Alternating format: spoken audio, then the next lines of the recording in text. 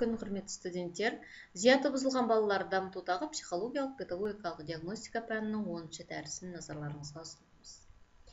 Мектеп жасындағы зияты бұзылған балаларға коррекциялық дамыту жұмысын өткізу бағыттары. Дәріс жоспары: коррекциялық іс-әрекеттің ұйымдастырушылық психологиялық негіздері, коррекциялық топтармен жұмыс ұйымдастыру, кіші мектеп жастағы балалармен коррекциялық дамытушылық жұмыстар.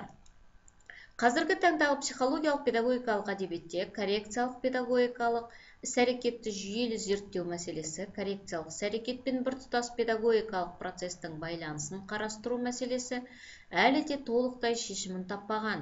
Мінез-құлық пен дамуындағы ауытқушылығы бар балалармен коррекциялық педагогикалық іс-әрекеттің мәні мен табиғатын айқындау үшін арнайы білім беру мекемелерінің педагогикалық практикасына дефектология мен арнайы психология мен педагогика саласындағы зерттеулерді сүйенеміз.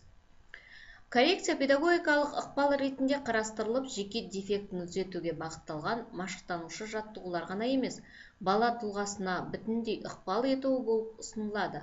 Арнайы анықтамалық әдебиетте коррекция аномальды балалардың дамуындағы кемістікті әлсірету немесе жоюға бағытталған, сонымен қатар жеке ауытқушылықты ғана емес, аномальды балалардың тұлғасын қалыптастыруға бағытталған арнайы педагогикалық іс-шаралар жүйесі болып табылады.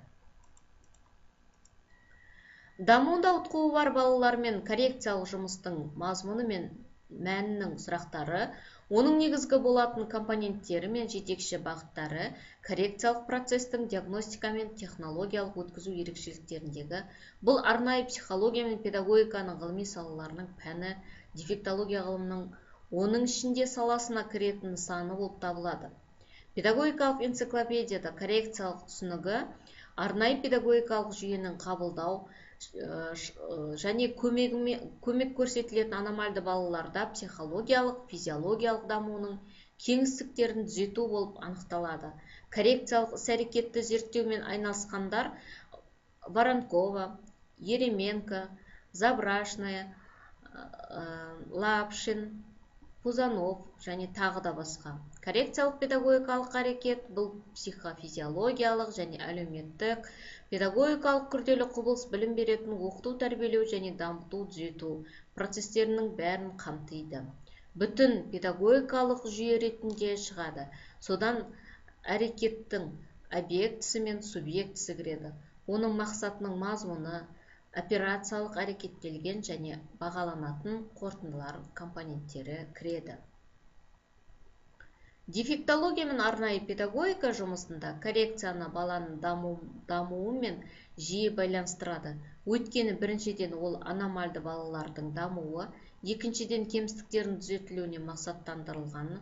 Бірақ коррекциялық педагогикалық жұмыс жөнінде сөз айтылса, онда оны оқытуды, тәрбие мен дамуды өзіне қосатын, білім беретін процестен жұлып алуға мүмкін емес. Сондықтан коррекциялық даму арнайы ұйымдастырылған және бағытталған процесс ретінде коррекциялық оқыту мен тәрбиелеуден тыс бола алмайды. Оқушылардың дамуы оқыту мен тәрбие процесінің барысында жүзеге асырылатындықтан коррекциялық ықпал етуде, бұл әрекетте қатысады.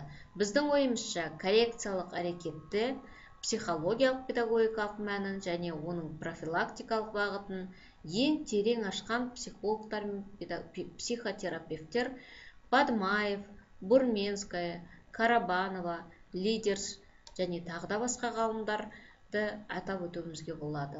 Олар коррекцияға ерекше үлгімен ұйымдастырылған психологиялық ықпал ретінде қарады, ал ол топтардың қатынасын жоғарылатылған тәуекелге және қайта құруға бағытталған. Коррекциялық педагогикалық іс-әрекеттің түрлері: диагностикалық коррекциялық, коррекциялық дамытушылық, коррекциялық алдын алушылық, тәрбиелік коррекциялық, бейімділік коррекциялық іс-әрекет болып бөлінеді. Коррекциялық топтар жұмыс ұйымдастыру үшін міндеттер қойылады. Ол келесі мағынада болады: баланың дамуындағы психологиялық ауытқушылықтардың әлеуметтік ортада қалыптасқан талаптарға сай келтірілуі, қалыптасқан жағымсыз мінез құбылыстарының бұзылып, оның жағымды көріністерінің басым болатындығын етіп қайта құру, мінез құлық стереотиптерінің және эмоционалдық көрініс беру формаларын өзгерту, жалпы даму барысында қайта құру құрылымын өңдеу, ізгі ниетті қарым-қатынас тәжірибесін қалыптастыру. Ерекше қажеттілігі бар оқушыларды оқытуда әдістемелік ұйымдастыру шарты: біріншіден, оқу процесінің дараландыру және саралау, білім беру процесінің барлық қатысушыларының, балалар, ата-аналар, мұғалімдер, білім жүйесінің басшылары дамуында шектеулі бар балалармен өзара қарым-қатынасты қатар өмір сүруге дайындау, ерекше қажеттіліктері бар балаларды оқыту және тәрбиелеу мәселелері бойынша мұғалімдер және ата-аналар арнайы дайындықты өткізу және оларға уақытылы кеңес беру, ерекше қажеттіліктері бар балаларды арнайы психологиялық, медициналық, педагогикалық сүйемелдеу, ерекше қажеттіліктері бар оқушылардың оқу жетістіктерін мониторингін және психологиялық, педагогикалық сүйемелдеудің жеке бағдарламасын құру. Арнайы түзету мекемелерінде топтық жұмыстарға балаларды жас ерекшелігіне, даму деңгейіне және диагнозына қарай іріктейді. Осы аталған анықтамалар бойынша балалар топтарға бөлініп, түзету, дамыту жұмыстарын жүргізеді.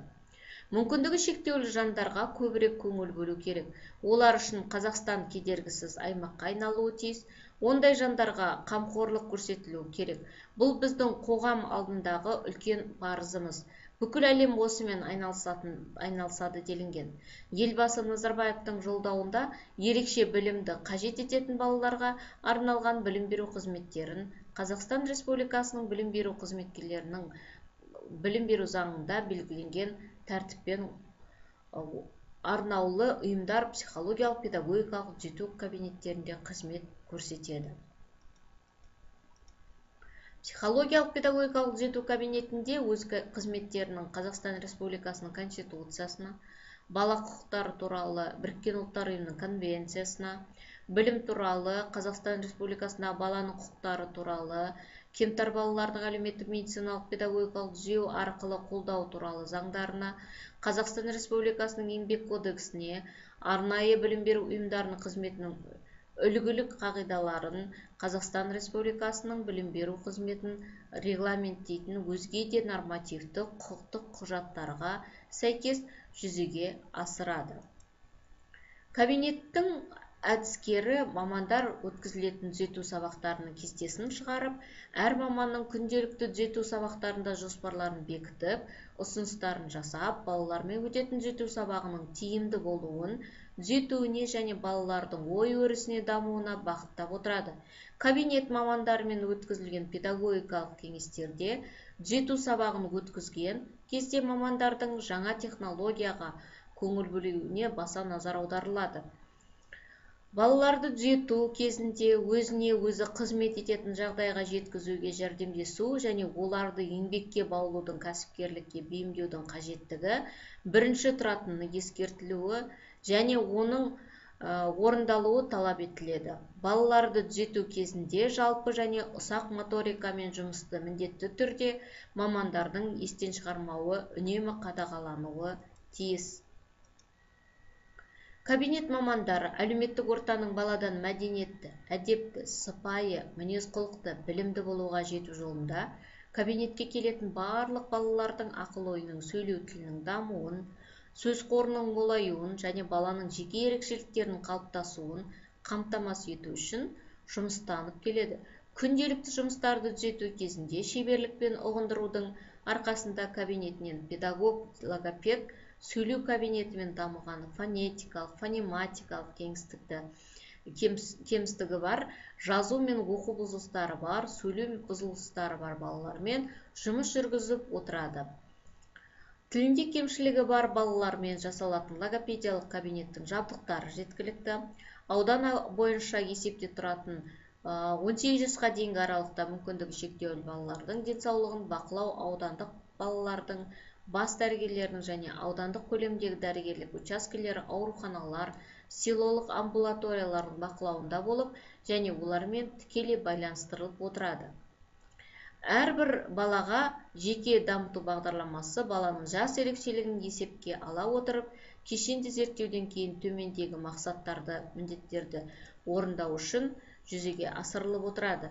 Ерекше білім беруді қажет ететін балалардың жеке дамыту көмегімен көрсету үдерісінің тиімділігі, оның кешенділігі сипатына байланысты.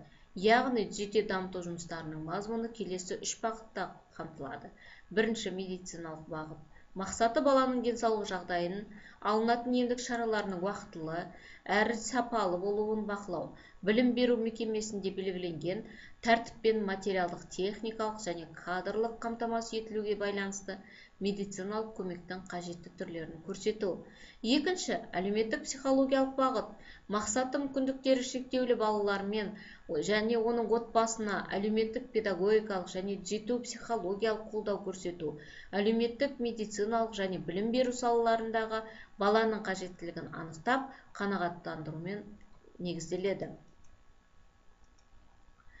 Үшіншісі, білім беру бағыты. Мақсаты балаларға жету дамыту көмегімен көрсету. Ата-аналарға балалардың дамуын бақылауға, үй жағдайында баланы дамытуға бағытталған ойындар мен сабақтар өткізуге қатысты кеңестер беру. Негізгі әдіс ретінде топтық жұмыс қолданылады. Бұл әдіс негізінде мамандар топ болып, өзара бірлесіп бір бағытта ұсынылады. Топ құрамы және түрі баланың қажеттілігі мен жағдайына байланысты өзгеріп отырады. Сонымен бірге жұптық жұмыстарды жүргізіледі. Яғни бала мен ана, әке болып, яғни жұптық жұмыстар жүргізілуі, жаттығулар ұсынылады. Топқа әртүрлі сала мамандары да кіреді. Невропатолог, емдік дене шынықтыру мұғалімі, психолог, педагог-дефектолог, логопед, әлеуметтік педагог, әлеуметтік қызметкер, емдік дене шынықтыру инструкторы, оқалаушы және тағы да басқа. Топ құрамы және түрі мекеменің мүмкіндігі мен баланың қажеттілігіне байланысты болады. Дәрісімізді қорытындылай келе, назарларыңызға бекіту сұрақтарын ұсынамыз. Жеке дамыту бағдарламасы қанша бөлімнен тұрады? Баланың дамуын бақылау нәтижелері, коррекциялық дамыту жұмыстарының тиімділігін, дұрыстығын бағалау және әлеуметтік құқықтық кепілдемелер мен тиесілі қызмет түрін алу барысы қанша айда тіркеліп отырады? Сұрақтардың жауабын төменде берілген бірнеше варианттардың ішінде біреуі ғана дұрыс, соны табу керек, және де өз тараптарыңыздан сұрақтар құрастыру ұсынылады. Дәріске қолданылған әдебиеттер сіздердің назарларыңызға ұсынылып отыр. Бұл әдебиеттер Құдайберген Жұбанов атындағы Ақтөбе өңірлік университетінің кітапхана қорында бар, электрондық кітапхана қорында да бар, алып пайдалануға ұсыныс жасалады. Назар қойып тыңдағандарыңызға рахмет.